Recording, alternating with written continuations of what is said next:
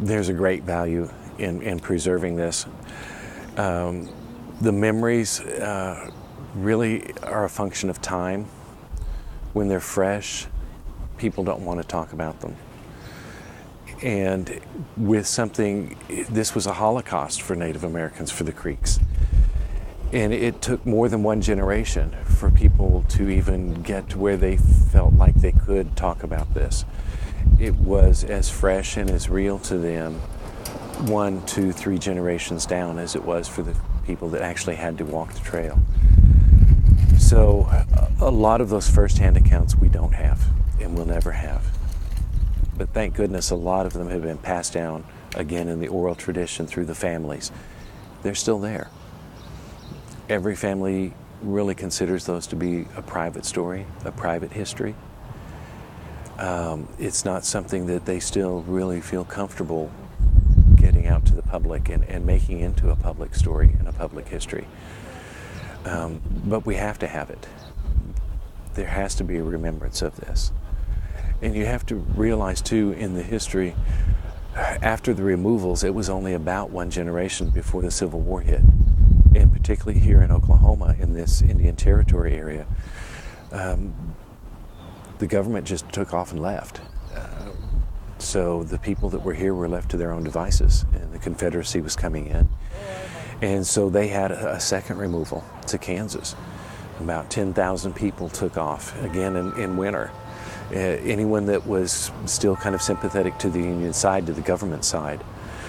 And a great number of them didn't survive. They didn't come back. Abattle Ahola died up in Kansas and never returned. So it was not just one tragedy that happened that kept people kind of silent. It was kind of one after the other. Then you go another generation or two after the Civil War, and you look at the Dawes rolls and the Dawes allotment, and actually what a lot of people thought at that point in time was the elimination, the complete disbanding of all Native governments. So really from the Trail of Tears point all the way up into the early 1900s, about every generation was another monumental tragedy that came about. And so the stories just kept building, but kept building privately. But like with anything else, you've got to get the history out there. You've got to be able to talk about something, to really be able to get over it, to be able to understand it, to be able to handle it, but also to let other people know that, hey, you know, we were able to survive. We could make it through this. We're strong people.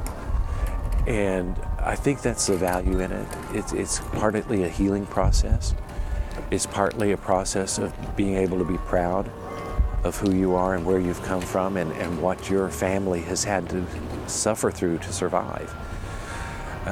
So it's a very necessary process. And also, as time goes by, particularly with mixing so much with the community at large, there are more and more disconnects, and a lot of these stories aren't being passed on. There's not still the traditional family, maybe as much as there used to be, that would enable these to be passed on from the grandparents and the great-grandparents and the parents down to the kids. So we're at the point now where we need to actually have them physically documented. We need to have them written down. We need to have them taped in order to preserve them so we don't lose them.